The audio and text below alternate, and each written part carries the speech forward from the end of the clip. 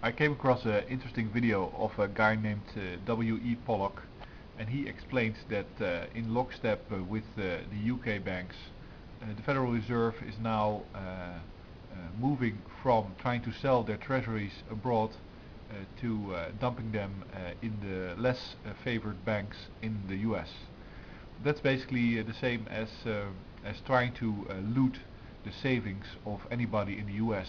If you're a pension fund or you're some kind of other well, say financial institution that has a lot of dollars, then you'll be swapping that dollars for worthless treasury bonds, and the dollars that are available to the government or the Federal Reserve as a result of that will be used to bail out the banks and stuff like that. That sounds familiar to me because it was said that when Japan went into their big recession some time ago, 15 years or 20 years ago, it was because of the savings of the Japanese people that they could go on the way they did, and that the big difference between Japan and the US was that the US didn't have very much savings. The savings rate is extremely low. So I'm wondering about this. First of all, if you sell your treasuries within the US, then you're not gaining any purchasing power. Let's say if I sell my treasury bond to Germany and I get a whole bunch of euros, then I can buy the stuff that I need with the euros in Europe.